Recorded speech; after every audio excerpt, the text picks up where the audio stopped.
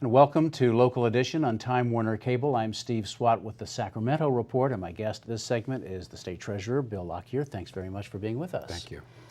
You have been, well, first of all, step back. Last year you were very critical of the state budget when it came out. This year you've been quoted as saying it is financeable. What do you mean by that? Well, the problem last year and what's improved this year is how does the end of year balance work? We have to do short-term cash flow borrowing in the summer. This summer it's probably $10 billion. You pay the bills until the money comes in later in the year and you repay those next May and June. So the question always is, will there be enough coverage at the end of the fiscal year? Last year, there wasn't. And so we were critical, and others say, and the governor, as you recall, vetoed the first budget and then they fixed it. Then it was okay. This year we're saying, regardless of modest policy fights among the Democrats, the governor and some of the legislators disagreeing about some of the policy issues, we can finance the budget. That they've done a good job of bringing down the structural deficit. As you know, Steve, it's been 10 years since we've had a real balanced budget in California.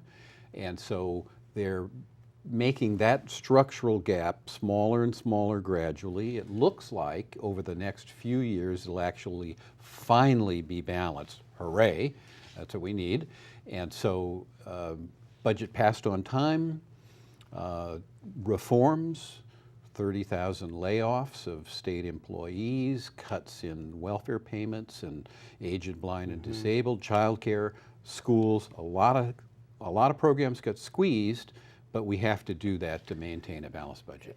Is it good financial planning, however, to base a budget on a potential tax increase down the road that may or may not happen? Well, the problem is this. If you made an additional $7 or $8 billion worth of cuts, then you reduce program levels, you lay off teachers particularly, and other school nurses or classified employees or University of California employees, whatever. You make those deeper cuts and then they spring back again if the tax proposal passes. So that sort of abrupt down and up isn't a good way to budget either. So saying to people, this is on the ballot, we're going to have to make more cuts if it doesn't pass, seems to be the right way to kind of smooth out the cut plan. Now, if the voters disagree or if the voters want the cuts, then they're going to get them. And that's really what we're seeing, unfortunately, from polls.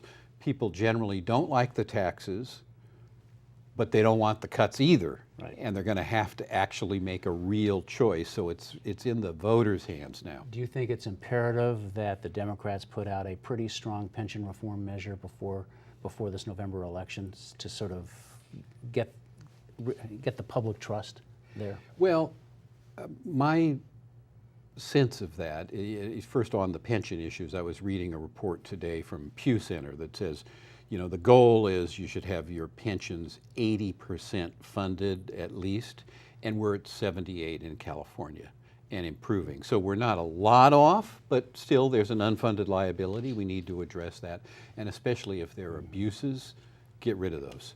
Right. Whether it helps the politics, I'm not sure. It's the right thing to do to the taxpayers, and that's what we need to get done. Well, we'll certainly watch that moving forward. Treasurer Bill Lockyer, thanks for coming by and talking about these important issues. We appreciate it. Thanks. And thanks to our viewers for watching Local Edition on Time Warner Cable. A reminder, you can see this and other interviews on My Government On Demand, also YouTube. I'm Steve Swat. Have a great day.